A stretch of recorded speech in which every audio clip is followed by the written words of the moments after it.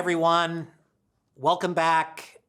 I wonder if you've ever heard someone say, well, that might be your good, but that's not my good. Or that might be your wrong, but that's actually not my wrong, or not wrong for me. We've been on the subject of Christianity versus progressive spirituality, or sometimes called progressive Christianity, which is often what people deconstruct into when they deconstruct away from Christianity. We've looked at some of the core tenets. One is that everything is one. God encompasses everything, all of nature. And so if we want to discover God, we discover the divine within, which is in essence self-discovery. Now, within that worldview, we might ask the question, how does one discover right and wrong of morality? Well, simply put, just like you might imagine, people look within themselves. Their perspective is that morality is based on their own subjective feelings and experiences. Now, there are terms for this. This is called subjective morality, or maybe moral relativity, meaning that morals are subjective to the individual or relative to the individual's perspective and experience. Now, I'm going to give you a visual, and I justify this because I want to give you a way of thinking about this to get to the root of the influence.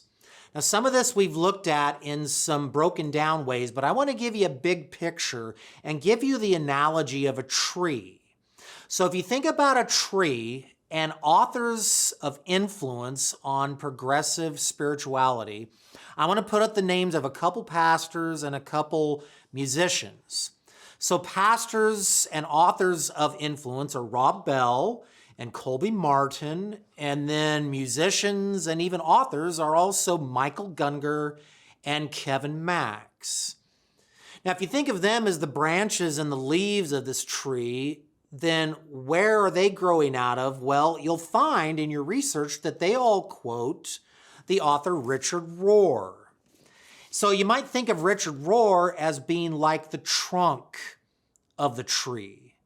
In fact, concerning this book, The Universal Christ, in just the last couple years, there was a 6-month period on Amazon where next to the Bible, this was the #1 selling book on Amazon about Jesus.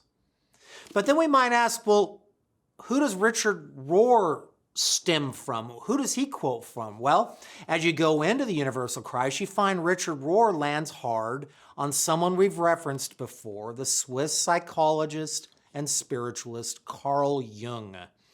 So think of those other authors and pastors, and that's not in a totality, that's not comprehensive. There's many, many, many, but many of them will quote Richard Rohr, and then Richard Rohr quotes Carl Jung. Think of him as being like the stump or the roots of the tree of new spirituality. And it's not just Rohr, but Jung is actually highlighted prominently at the progressivechristianity.org website.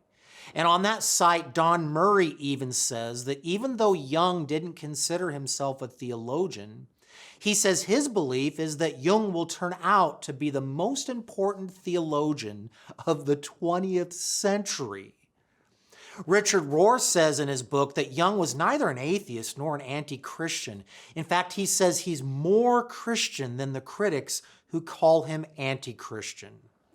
Now, this is where we begin to get into questioning Rohr and some others about their deception. Are they just ignorant, or are they willfully trying to deceive people? Ultimately, I lead that up to God, but I want to show you that Richard Rohr is either unstudied or deceptive. There is a book by Dr. Richard Knoll, a psychologist, a postdoctoral fellow at Harvard. He is not a Christian. Dr. Richard Knoll says specifically that Jung was waging war against Christianity. He was actually training his disciples to listen to the voice of the dead and to become gods themselves. Now, Rohr does say that Jung was highly critical of his Christian heritage, so he was rebounding from that. However, what Rohr leaves out about Carl Jung is that not only was he in the lineage of some Christians, but Dr. Hurd, who is an Anglican who made a presentation to an association of Anglicans in Canada, he did research from John Kerr, and in his book, A Most Dangerous Method, he says that Jung's family had a cult linkage on both sides. In fact, his maternal family's long-term involvement was with seances and ghosts. He also quotes Kerr in commenting that Jung was heavily involved for many years with his mother and two female cousins in hypnotically induced seances.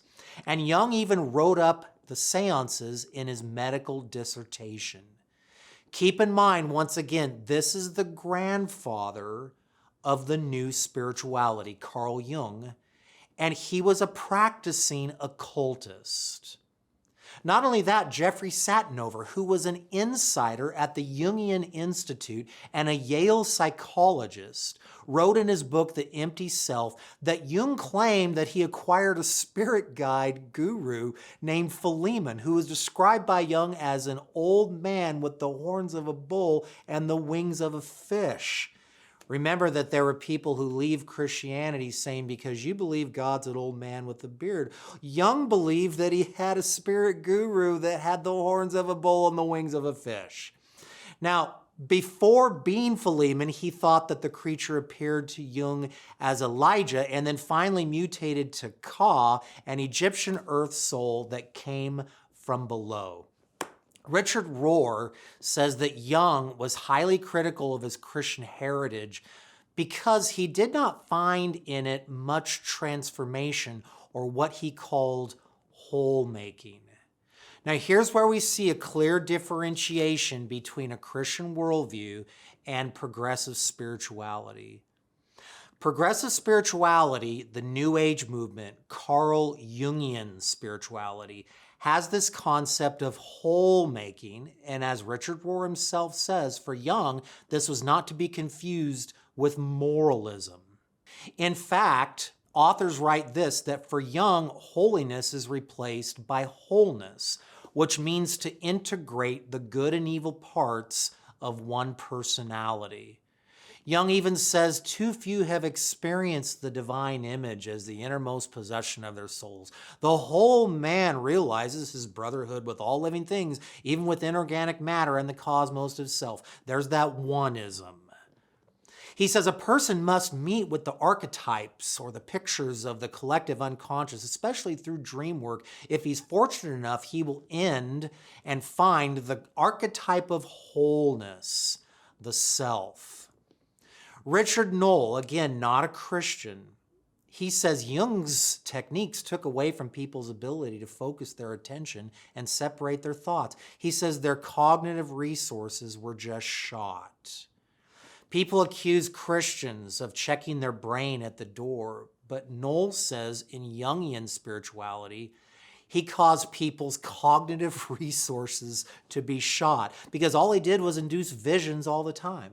His patients were constantly lost in their dreams and visions, looking for mythic symbols, signs of Greek gods and goddesses. Knoll even goes on to say, from World War I onward, Jung explicitly would tell people in therapy to keep a visionary diary like he did. And his followers actually called his vision book the Bible. And eventually they were all producing their own Bibles. And Knoll says it was like every person was his own prophet.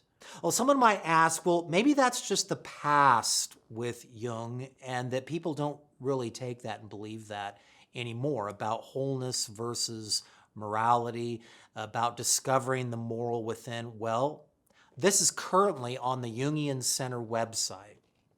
It reads that man is a morally responsible being. Okay, that sounds good. But this is one who voluntarily or involuntarily submits to the morality that he himself has created. In other words, he's his own God, he's his own prophet, he has spiritual experiences, and then creates his own morality. It also says on the Jungian website, In the end, good and evil are human judgments, and what is good for one man is evil for another.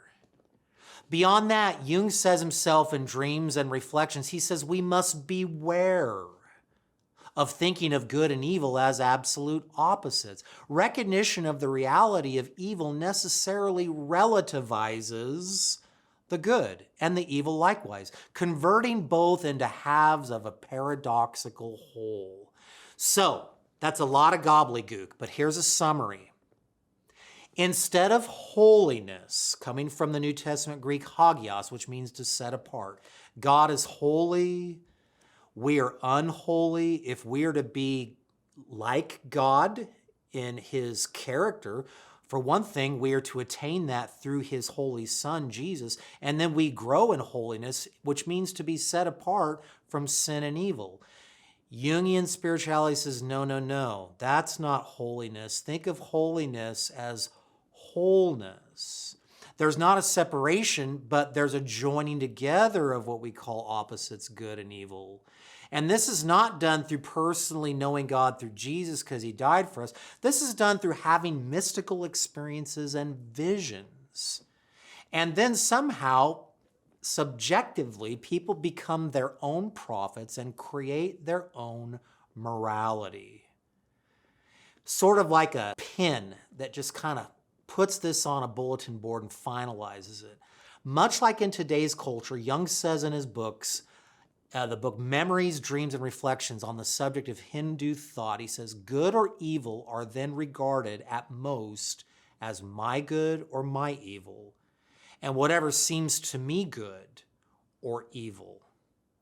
Now, we might step back and say, well, how does that play out? How did Jung's morality play out, putting feet on the ground and living the life as he walked through? Well, what you're going to find out, and keep in mind, Carl Jung is the grandfather of the new spirituality. He's quoted by Richard Rohr as being more Christian than most Christians. He's described on the Progressive Christianity website as the most important theologian of the last century. What you're going to find in your research is that Jung lived a life of perpetual adultery. In fact, they even expunged it. His family and disciples expunged one of his longtime mistresses of 40 years, Toni Wolff, and they also expunged insults against the Christian church from some of the early writings about Jung. And if you base this on McClin and McGuire's writings, there's little doubt that exists that Jung had several extramarital affairs. In fact, numerous sources note that he wrote a letter to Sigmund Freud, January 30, 1910, that the prerequisite for a good marriage, he says, it seems to me, is the license to be unfaithful. Sebastian Fox quotes from Catherine Clay's book, again, not Christians, a book called Labyrinth about the marriage of Carl and his wife Emma. She says, as a husband, a father, and a younger man, Jung appears to have been close to intolerable. He was physically large, selfish, bullying, and loud of voice. He cheated at games. He had a vile temper and appalling table manners and thought men should be polygamous, but that his wife Emma should be his alone. So as we stop right there, Jung's subjective morality played out into everyday life. Well, it includes adultery. It even includes, you could say, a version of misogyny. Again, this is the grandfather of the new spirituality that people are deconstructing into. Here's another author, Jennifer Senior, columnist for the New York Times, not a Christian publication. She quotes from this same book, saying perhaps the most challenging discovery Emma would make was that her husband had a keen aversion to monogamy. Over the course of his career, he would develop intense attachments to female patients. Now let's stop right there. So by drumming up his own self-profit morality, he's an adulterer. He's arguably a misogynist. He has a non-egalitarian view about polygamy with his wife as compared to himself. And now he's in a professional position where he's having sexual relations with female patients. This even flies in the face of what we today call the Me Too movement. For some reason, people seem to say that they're leaving Christianity because it's oppressive, and they go to the new spirituality, which has its root stump and grandfather, Carl Jung, who was practicing all these things. The New York Times author even summarizes saying many whom would later become analysts themselves are these female patients. One is Toni Wolff, who became the muse to his darker side. Carl insisted on her full inclusion in the family, which the children naturally despised. And she accompanied the Jungs to dinner parties and trips abroad for decades. Carl Jung brought his living mistress into their family in front of the kids. This could almost be considered abuse of the kids. And he's the grandfather of the new spirituality. Well, how did he justify this? Dr. Peter Jones quotes an author who says, well, he justified all this adultery and polygamy by saying nothing matters but the completion of the self.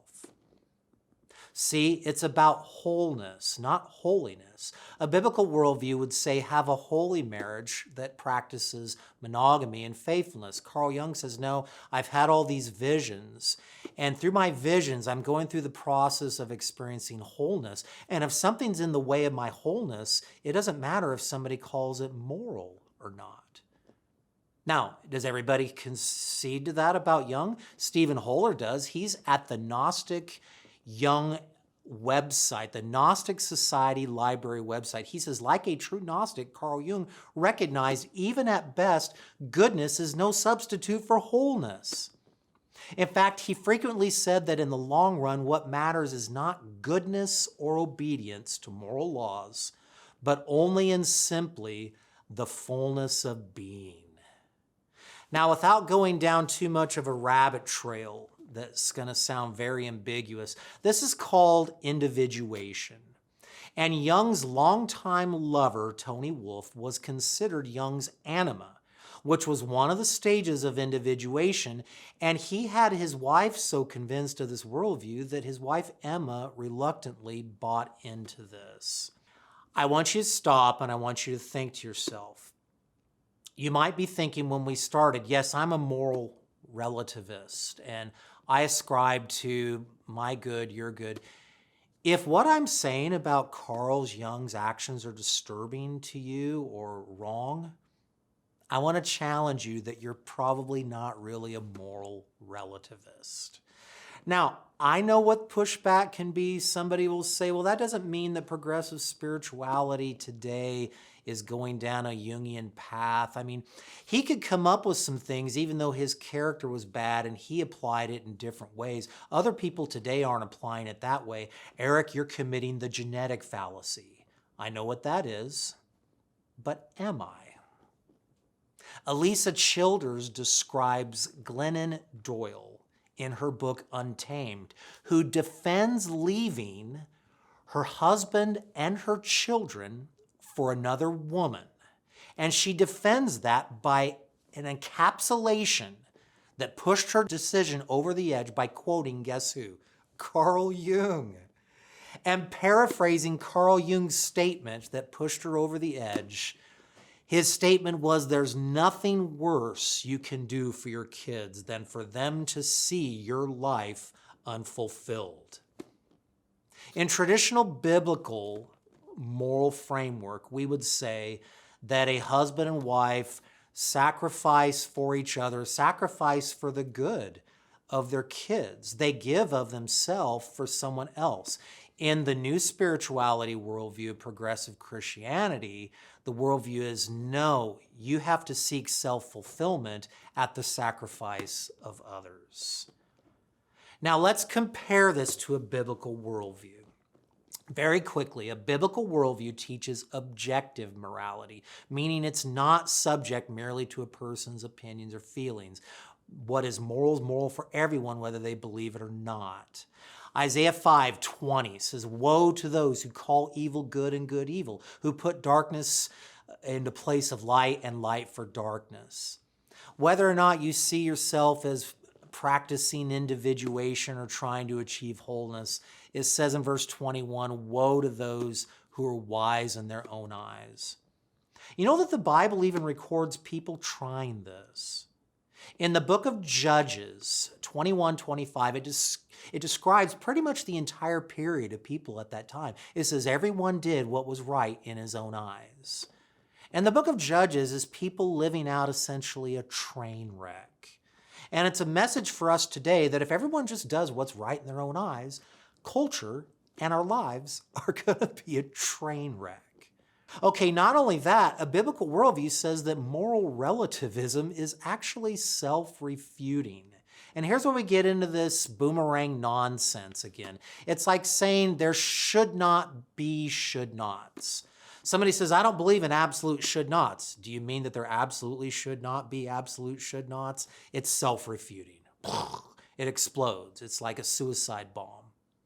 Romans 2:1 says it this way. It says, after following a list of sins that includes all of our sins, "Therefore you are inexcusable, for in whatever you judge another, you condemn yourself." In other words, once you make an absolute judgment about someone else, you're condemning yourself, saying that judgment is a reality. It is just. Here's something else. Most people who claim to be moral relativists are actually not. I challenge anyone to read the first chapter in C.S. Lewis' book, Mere Christianity, where he makes those funny words in his statement. He says, once somebody says morality is not objective, not binding for everyone, he says, as soon as you say Jack Robinson, someone's taking exception to something being wrong or not fair.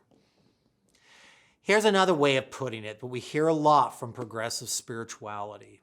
But it's about love. Christians don't practice love, do the loving thing. The first thing we might ask about Carl Jung and about Miss Doyle, were those the loving things to do with their wife, husband, and family? See, the progressive Christian view is very incomplete on their idea about love. What is the loving thing? Colby Martin likes to point out Jesus saying the greatest commandment, love the Lord your God, love your neighbor as yourself, and that's true. But when Jesus said, love the Lord your God with heart, soul, mind, and strength, and neighbor as yourself, that's a summary of the 10 commandments. The first 4 are directed to the Lord, no other God before me. How do I love the Lord? I don't worship idols. I certainly don't worship myself. The last 6 are directed to our neighbors, which includes you shall not commit adultery. Practicing genuine love, according to the Bible, is loving your spouse enough to not commit adultery against your spouse. The historic biblical Christian view of love is unpacked in numerous places. In 1 Corinthians 13, it doesn't just say that love is patient and kind. Love is those things, but it also says love rejoices in the truth. In 1 John 3:16, it says, by this we know love, that Jesus laid down his life for us. We also ought to lay down our life for others. It doesn't say that Jesus exemplified love by discovering his wholeness or by experiencing individuation. He didn't just leave an example of a fulfilled life. No, it says in the book of Philippians that he emptied himself. Love was not just expressing himself. So many in our culture, though, who claim moral relativism, what they often do in the same book, they put up a big fight for justice. Now, in love, I want you to really think today how these can reconcile. Progressive Christianity, noted by Richard Rohr as being Jungian, is at best my good or my evil versus someone else's good or someone else's evil. Why do I have all this attitude of being bent out of shape that justice should be served if somebody else is just practicing and expressing their good? Suddenly we start calling it evil and we want the hammer of justice when we just laid down a framework that doesn't even give a foundation for that. Progressive spirituality has a view of moral sin and evil that at the most is merely people who haven't discovered their true selves. Richard Rohr and others will say, but there's so many people who call themselves Christians and they don't love. But see, usually they're using anecdotal, sweeping generalizations. They haven't done research on that. But if you research historic biblical theology, you're going to find that the Bible and a Christian worldview actually accounts for that. I in no way want to diminish the fact that somebody went to a church or got burned by a Christian, but you realize from our biblical Christian worldview, we would account for that by saying Jesus and the disciples taught that there's such a thing as false Christians. In our Christianese, we would say there's a chance, maybe a good chance, that they're not saved. Jesus said there will be a time when he will stand in the end times, and those who call themselves Christians, he will say, "Depart from me, I never knew you." Now, compare that and contrast that with William Paul Young, author of The Shack, and his subsequent theological book, Lies Christians Believe. Paul Young says there are no unsaved people. Paul Young says no one has ever been separated from God by their sin. Their problem's not even sin. They have God within. They've just forgotten. It's amnesia and forgetfulness. Now, in your heart, using your mind, think about the ramifications of this. I wonder how many watching this like watching true crime investigation documentaries. My wife does. She always has those on. Oh, let's see if this person really committed the crime. Why do people watch that? They watch that as much as anything to see at the end if justice is served. This lady who drowned her entire family in a car driving it into a river, are they going to find out that she did it? It looks like the evidence is that she did. If they can just get one more piece of evidence, justice will be served. You realize that the framework for that is coming from a biblical worldview. Our Bible teaches that God is the ultimate, eternal, just judge. And everyone who has raped somebody and been a serial killer, but they just got slapped on the wrist and given community service and they were out in 3 years. The biblical truth is they will stand before God and there will be an accounting. Hebrews 9:27 says it's been appointed for man once to die and then the judgment. God is the ultimate just judge. If this isn't true, if we're going by merely a Jungian progressive spirituality worldview about morality, think of its ramifications. Let's just go extreme on it. Adolf Hitler did not really sin in a way that separated him from God. Adolf Hitler already had the Christ within because we believe in the universal Christ. Adolf Hitler simply forgot his true identity, and he had perhaps the wrong contemplative mystical meditation experience that he should have had. He could have discovered his true self, which is divine within.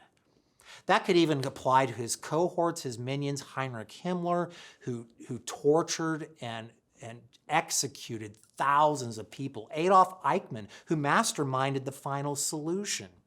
This could even apply to all of those guards who separated Jewish women into their own barracks to use them for their own pleasure before exterminating them. They all had the Christ within in the universal Christ worldview. They just hadn't experienced the mystical meditation that they needed in order to discover their true selves, which is the divine within.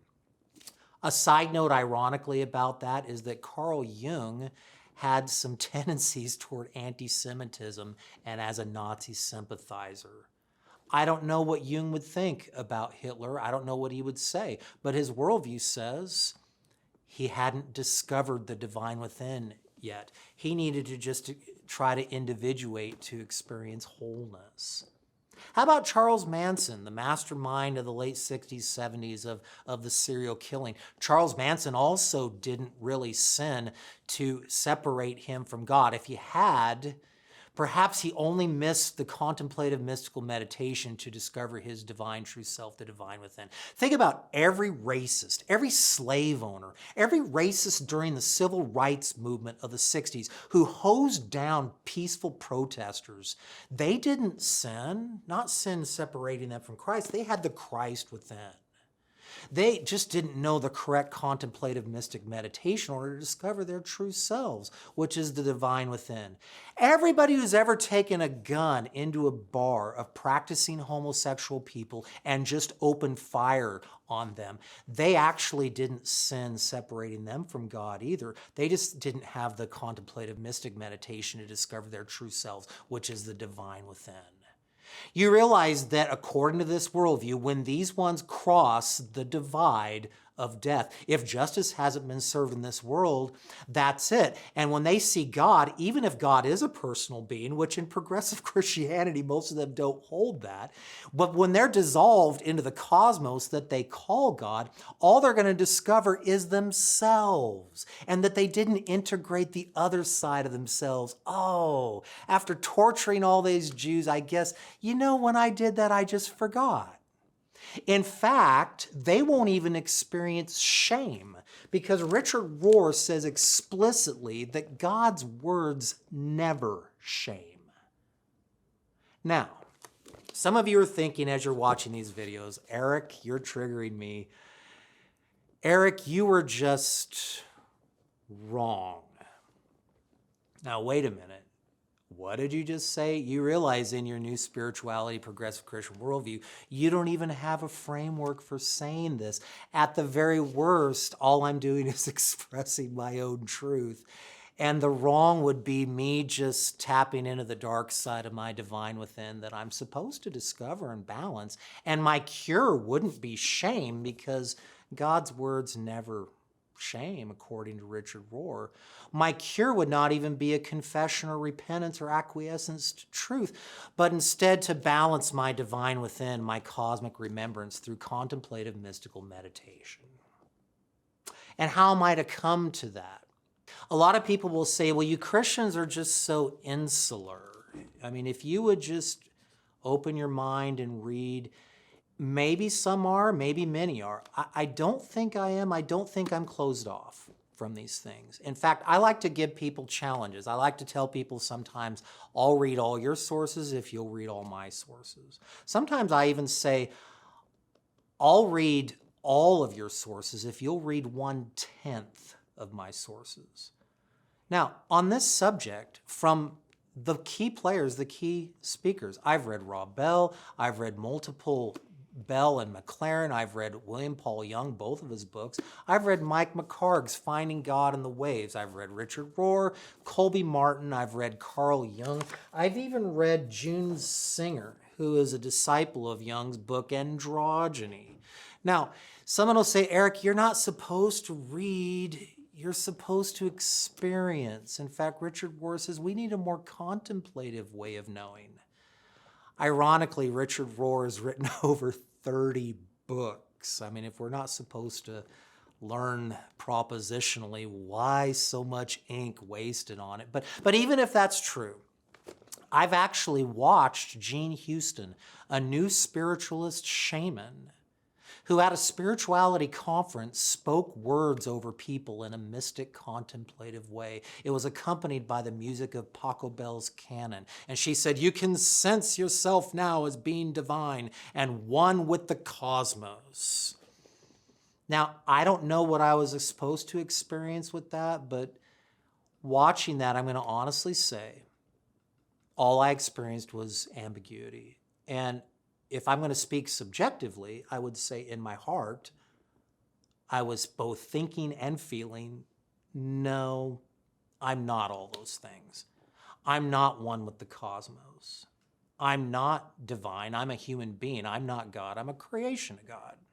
I'm a sinner saved by grace through faith in Jesus, who took my just punishment on the cross as ultimate act of love and verified his identity rising from the dead, which is the most plausible explanation of a series of events surrounding his resurrection. His Spirit lives in me and helps me to follow him today, but I am not him. I still remain distinct from him. Now, I do want to say in fairness, in watching that experience, I don't know if I was supposed to take hallucinogens along with that. Now, that sounds a little snarky, maybe it is, but keep in mind that Carl Jung is the grandfather of modern new spirituality. He died in 1961. You might remember that in the 60s and 70s following him, his practitioners, his ideologists, would take drugs in order to experience a higher consciousness. People are not always understanding why in that generation drugs were being taken. My generation, Generation X, is just, hey dude, let's get high. The 60s were different than that. They were trying to experience higher consciousness. A lot of people forget that the quintessential gathering, Woodstock, was called an Aquarian festival. The concept of Aquarian is lifted right out of the lips of Carl Jung. Now, I'm not going to take drugs, but I will read whatever someone wants to read. I'm going to give others a consideration for a reading list too.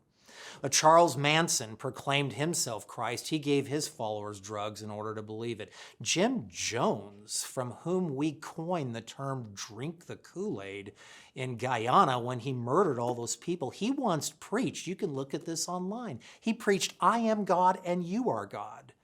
And he gave his followers drugs. Now, I'm not going to take drugs, but if there's a book I need to read, if there's a video I need to watch, I'm not going to go to a seance. But I do want to encourage people several sources, and these are pretty simple. One is simply the Bible. I'm not even going to challenge you to read the whole Bible, although that would be advantageous. But I want to challenge people. If you're being tempted, if you're thinking, I'm just going to go the progressive spiritual route, read the Gospel of John, read Romans, read 1 Corinthians 15. Read where John says, these things I've written that you may believe in the name of the Son of God, that you may have life in his name. And read where in John 1 he says, as many as received him, to them he gave the right to become the children of God. He didn't say as many as discover the divine within, they discover a reminder that they're already children of God. Read Elisa's book, Elisa Childers, Another Gospel. Read Peter Jones' book, The Other Worldview. Here's another one for general consideration. Read Dr. J.P. Moreland, someone we had here not long ago, his book, Scaling the Secular City. Now, next time I'm going to go ahead and do a wrap-up on all of this, but I want you to know that I'm praying for you. I'm praying that you won't be deceived. I'm praying that you won't take one experience or two or several and extrapolate that into the whole worldview that's an extrapolation that disses unnecessarily an entire Christian worldview. God bless you, and we'll see you again on those subjects next time.